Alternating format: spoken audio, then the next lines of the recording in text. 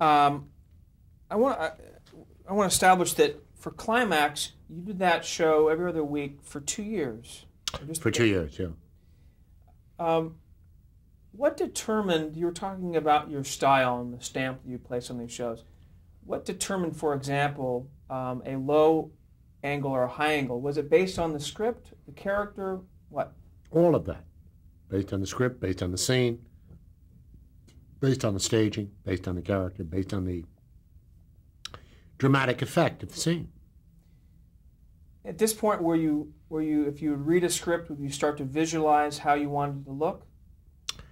Yeah, I was. I mean, I had a great deal to say about what the sets looked like, the shape of the set, the colors, even in black and white. I began to really take control of the whole thing.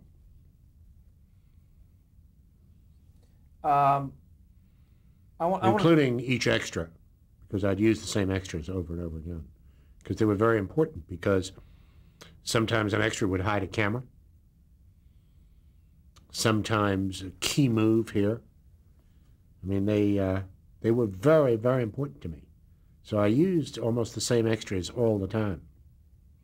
There was one time I went, right when I got to California, I went to the Beverly Hills Hotel, had my hair cut, and the barber was a guy named Irving Steinberg. And he'd been a barber for like 40 years. And he asked me what I did. I was 25 years old, and I told him, he said, God, he said, I always had a dream, he said, that I wanted to be on television like that, you know. I said, well, you want to come down? You want to be an extra? He said, God, I'd give anything to do that. Anyway, he came down, and he was an extra on that show, and he was an extra on the next 60 shows I did, including Playhouse 90. I took him back to New York with me on For Whom the Bell Tolls, a two-part For Whom the Bell Tolls. And he played like 20 parts on For Whom the Bell Tolls, 20 different parts. It was on tape. There was one point you could even see where he shoots himself in a strange kind of way. He fires a gun, and the next thing you know, he falls dead. He gets shot. One time he has a mustache, and one time he doesn't.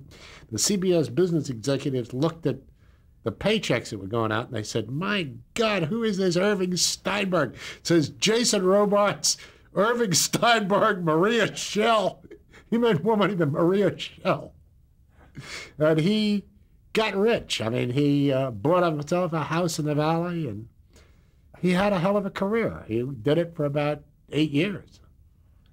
That's amazing. And he gave up the barbering business, yeah. He always cut my hair, though. I always had a good haircut. Deal for you. Yeah. You always had a guy who can cut your hair. I want to talk about some of the specific episodes and just get your viewpoints on it, or any specific story. Well, let me tell you basically what happened on Climax, so that you can kind of get that. You'd have a reading, only instead of just in the morning, in most cases, you'd spend usually most of the day reading, discussing. At lunch, Manulus and I and the writer, by now, would cut the script or would talk about what was wrong. Because now the writers were pretty much there. And then either that afternoon or the next day, we'd start to block scenes.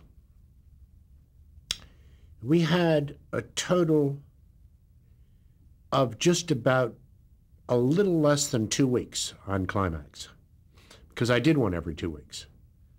So it was about 12 days. You'd have one day off and you'd be right into the next one. And I worked on weekends.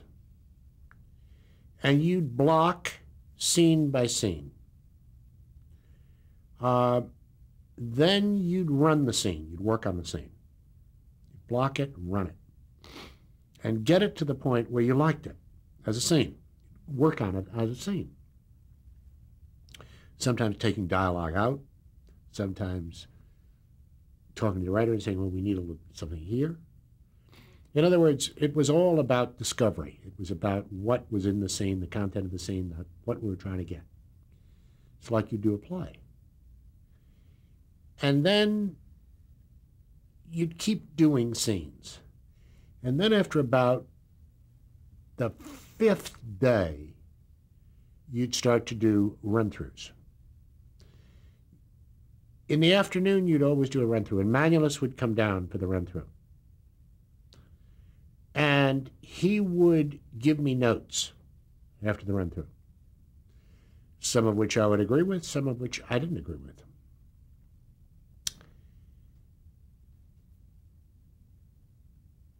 Then the next morning, you'd work on the notes and the scenes. In the afternoon, again, a couple of run-throughs.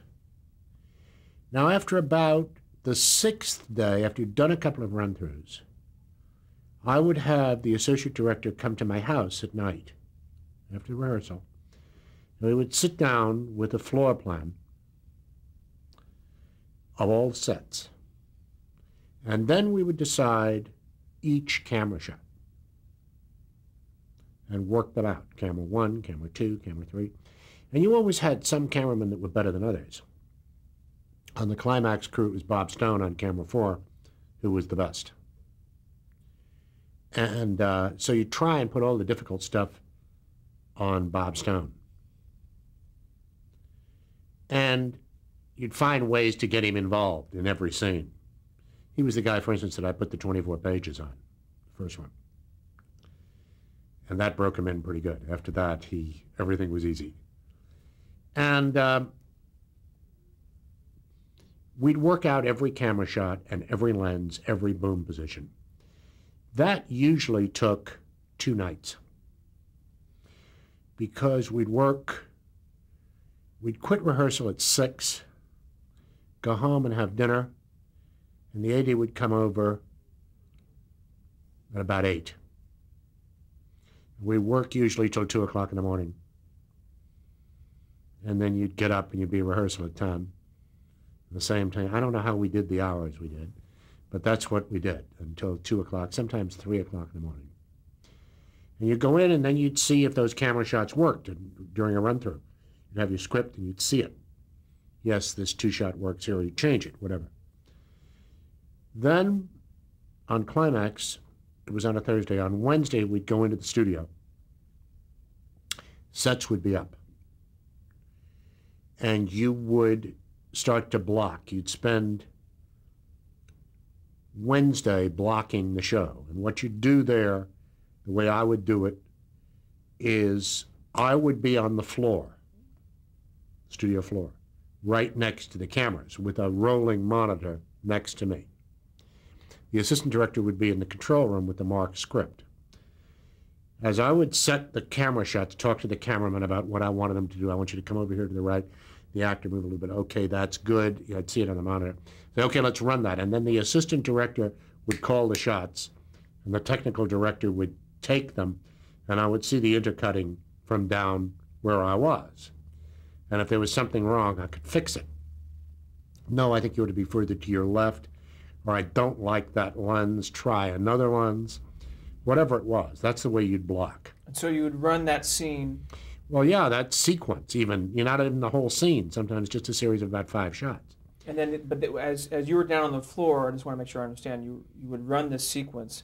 The TD would cut the shots. You would watch the monitor. That's right. And then fix what I didn't like. Got it. Then, when you had the whole scene done,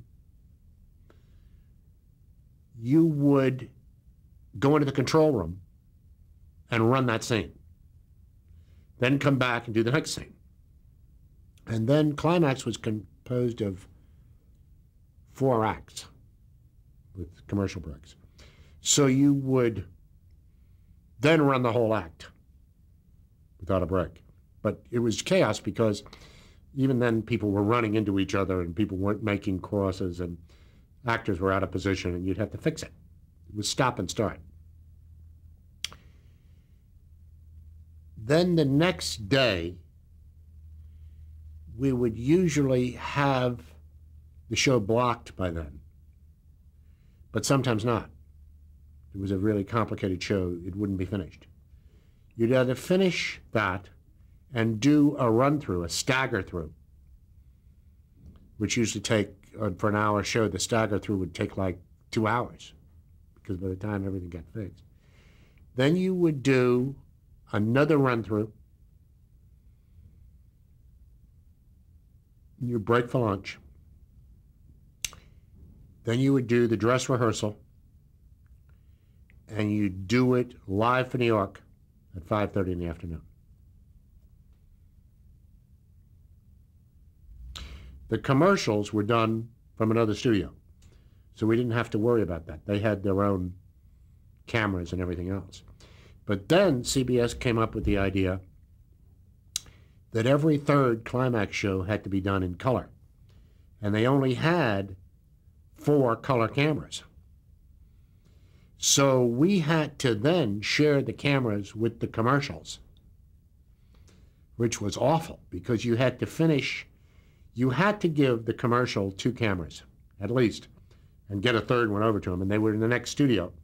So they'd open the doors between the studios. So we would have to finish everything we did, the act, on 2 cameras, to release 2 cameras to the commercial. And we'd have to start, the commercial would have to release cameras to me too. I had fights with that commercial director about, you're not giving me the goddamn cameras in enough. You can't get here. And so we would, and the cameras were much bigger. The color cameras were huge. And the light, you needed much more light. And it took longer to block. And it was awful. And I raised my voice like crazy to the CBS management. I said, why? Why do we have to do this? You won't give us any more time. And you want this thing in color. Why are we doing this in color? I said, nobody had sets. And they said, that's right. But that's why we're doing it in color, so that people will buy sets. So that's what we did. And I remember there was one show, I can't remember the name of it, but Dewey Martin was in it, MacDonald Carey, and Tom Laughlin, the guy who did Billy Jack. And it was supposed to be a robbery, and Dewey Martin and Tom Laughlin were the hoods. And they got caught doing this robbery. But I figured to do the robbery, what would be interesting, shades of Passport to Death, I thought, well, what we'll do is have them actually come up in a car. So we started them out in the CBS driveway, and they came up in a car up the scenery dock. And the robbery was actually in the scenery dock at CBS, so we were shooting all over the goddamn building. And I remember I had to have a 5th camera. And they didn't have 5. They had 5 color cameras. But we put 1 color camera outside to get the car coming up the driveway. And then the rest of them were all over the studio. And as we went on the air, not as we went on the air, just before we came to the scene, the color camera outside stopped being in color. It was just in black and white. And the car was about to come up, and the TD said, I can't take it. There's no color. And I remember saying, you son of a bitch, you take that effing camera. Nobody knows if nobody's got a bloody, an effing color set anyway. And I remember saying, if you don't take it when I snap my finger, I want to kill you. And I swear to God, I think I would have killed him. It was that intense. And I snapped my fingers and said, take it. And he did. I think he was so frightened, he did. And it was fine. Nobody ever knew the difference because nobody had a color set anyway. But it was really that, I would have killed him. I swear to God, I would have attacked him. It was that intense. And the other thing I think it's important for you to know is that the day of the show, whether it was Climax or whether it was Playhouse 90, I lost about 7 to 8 pounds in body weight. From perspiration, from tension, from everything. The other thing is we all smoked. We really smoked. I mean, most of the guys are dead from lung cancer, but I smoked in those days between 4 and 5 packs of cigarettes a day.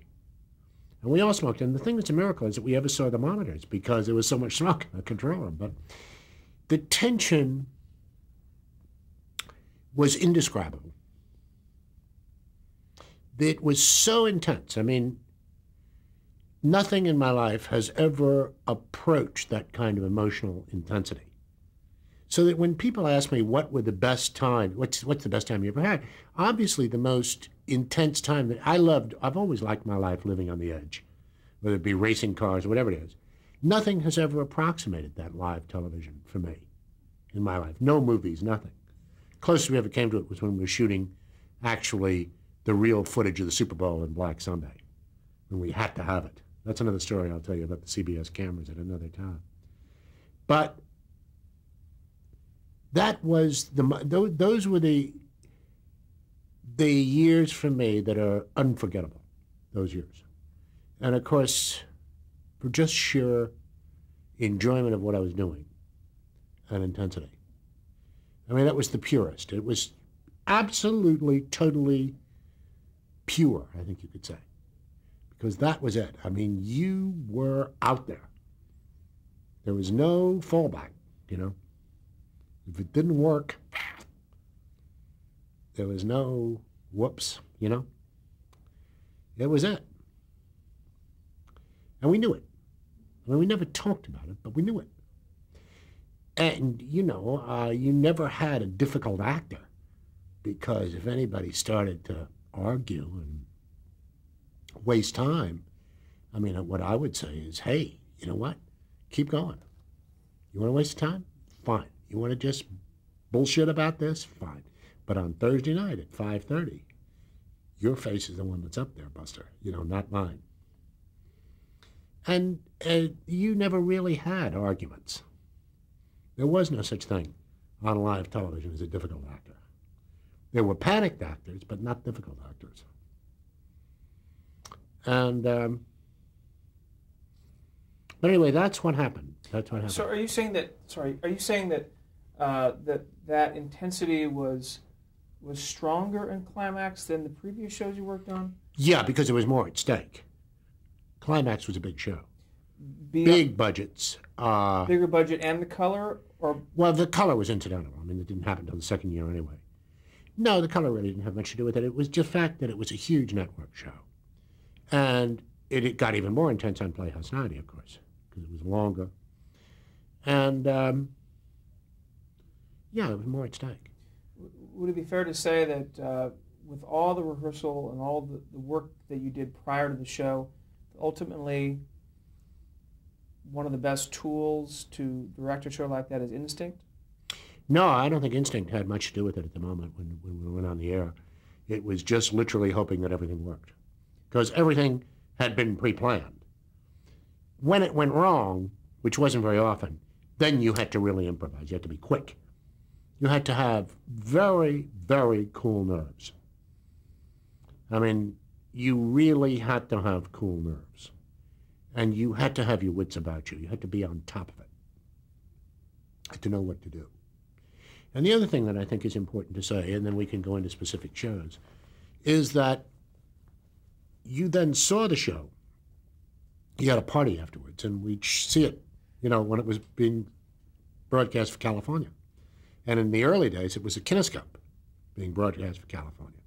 A hot kine. In other words, they put a 16-millimeter camera in front of a sophisticated television set, and they'd show it on reversal film to California, as opposed to Studio One, which was live at 7 o'clock at night and at 10 o'clock in New York time, 7 o'clock out here. But Climax, they rebroadcast at 8:30.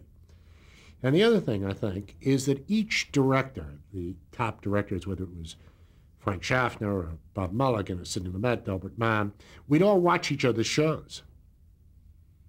I mean, each one of us knew who was directing. Like, I knew when Mann was directing Philco and when Penn was directing Philco and when Benny Donahue was directing Philco. Likewise, they knew when I was directing Climax or when Alan Reisner was directing Climax. They knew. We all knew. I knew when Mulligan was doing Studio One, you know? You knew by watching the shows? Oh, I could tell after 10 seconds or 30 seconds who the director was. Based on the based style? On the camera, yeah. And mostly on the camera work? On the camera work, yeah. And not so much on the NBC shows, because Mann and Penn and Donahue didn't have that much to do with the cameras. There was the TD, Tamburi, did much more than the directors. Oh, Tamburi. Yeah. But on CBS shows, we were just better with the camera on the CBS shows. I could tell them like that. And also I knew, you knew. You kept track of it. Considering your schedule, I don't know when you would watch these shows. Well, you did. You just made time to do it. I remember Sunday night. We weren't working Sunday night. What affected those shows have on you or your style? I wanted to be better. So there was a competition between these? There was, kind of, yeah. I remember when we were all doing those shows in New York, and there was Ralph Nelson, and there was Nickel and Schaffner and May and Lumet. We were all under contract. And CBS had a thing on Thursday called the early movie and the late movie. And in between, for half an hour, they had a piano player. Now this piano player, no, it was 15 minutes of news and 15 minutes of the piano player between the movies. Now the piano player was in New York and Philadelphia. So they had to have a network director rather than a local director from a union standpoint direct the piano player. So they assigned it to one of us every week. One night a week, you had to direct the piano player. And it was a terrible pain in the neck because it interrupted your dinner hour and everything else, because the guy went on, I think, at 7:15 after the news, just before the late movie. No, at 8:15, just before the late movie. So you didn't have dinner because you had to rehearse this guy. It was a pain in the ass. So we dreaded doing it, and Ralph Nelson got the idea of having a competition and seeing who could come up with the most interesting shot on this piano player. And we each had to put in a couple of $100 into this pool. And at the end of it, we'd each take a shot at this. And then there'd be a judgment, a vote. And whoever got the most votes would win the pool. Well, suddenly you dropped everything you were doing at 8:15 at night to watch what the other guy was doing with the piano player. And you knew that you were going to do better. And I came up with this thing with the piano player where I said, okay, now I want a mirror here, and so forth and so on. And I did this complicated crane move. You have no idea how come. Also, the piano player suddenly felt like the most wanted person in the world because suddenly everybody was paying so much attention to this guy who we ignored before. Suddenly he was Marlon Brando. And I did this crane move that was unbelievable. And after it, I got calls from Nelson and Lumet saying, God, it's great. And from Nelson saying, watch tomorrow. And suddenly the next day came on, and there's this close-up of the piano player. Pull back. And suddenly, as you pull back, there's more headroom. More headroom as you pull back. And then Nelson superimposed the second camera where he left headroom at the bottom where the guy's feet were on the pedals. And the way he superimposed it was the feet were hitting him on the head. You understand? And it was a really weird effect. And Nelson won. All I'm saying is he won. I called him up right away afterwards. I said, no contest. You've won. But that's the kind of thing we did. That's fabulous. Yeah. Yeah. Taking a situation like this or any other episode and finding a creative way to shoot it, isn't that one of the challenges of directing anything? But certainly live television. Yeah, but it was exacerbated. It was just brought to a head in live television because you wanted to do better, And you look at something Bob Mulligan did, and he was so talented. So, well, that's interesting. I want to go back real quickly. You had mentioned how you would work on weekends and you have the associate director come out and you'd go over. I remember when you were describing you were there and let's say Lumet would come in and tell us shots and then go. Was there a reason that you took a lot more time preparing with the associate director on the script, on the shots? Yeah, that was my way of doing it. Lumet had his way of doing it. Lumet was always very facile I mean, it came easier for Sidney than it did, I guess, for anybody else. I don't know. I mean, he was always so quick, and he had his own way of working, which was, you know, as somebody once said, I think Paul Newman said about Sidney when they were doing the verdict, that Sidney's the only guy he knew who could double park in front of a whorehouse, you know? I mean, he was that fast. Sidney was just so fast, much faster than anybody else. So that was a style that you adopted. That was the one that worked for me. I mean, as part of your process. Yeah. Mm-hmm. And I wanted the associate director really involved in the show. I wanted him to understand as much as I understood about the show. And also, by the time we got to climax and the associate director was there from the beginning of the rehearsal right through, it was a whole different thing. When you were there, you came in the day before the show. Did you have any favorite associate directors? Oh, yeah. I only worked with 2 over 4 years, 5 years. Jim Clark, who's dead, and George Turpin, who's very much alive, thank God. Those 2. Turpin was the stage manager, floor manager, and finally when Clark went on to directing, we promoted Turpin. And what about camera guys? Bob Stone you mentioned. Well, Bob Stone, I took with me from Climax to Playhouse 90. He's the only one I was allowed to take. The rest of that Climax crew had to stay with the show. That was part of the contract in letting me go and Manulis go from Climax to Playhouse 90. So it meant training a whole new crew for Playhouse 90, but we're getting ahead of ourselves. Right. But this Climax crew was the crack CBS crew. I mean, they were good. Okay, let's go over some episodes of Climax. Let's talk more about Portrait and Celluloid. Describe that story and the challenges of that.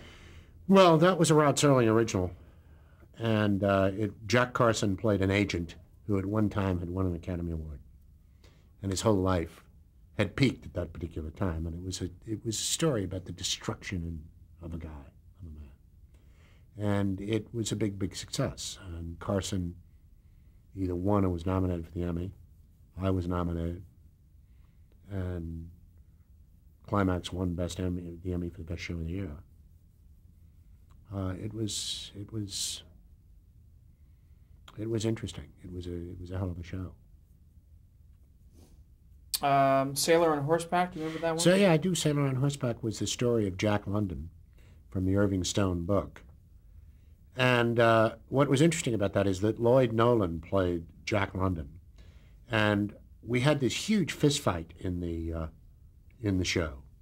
And I remember the way I staged it was that I had a guy named Mike Ross play his adversary, and they were both lined up next to each other, and each one had a camera. And we did the whole thing subjective. In other words, Lloyd Nolan would go boom like that right into the camera lens, and blocking out the camera, and Mike Ross would have his face right next to the camera and react like that as if he'd been hit. We did the whole thing that way. It was very effective. And to the best of my knowledge, that's the first time that had been done. It was very, very effective. It was a long fight, and those guys did it beautifully. And we'll cut camera.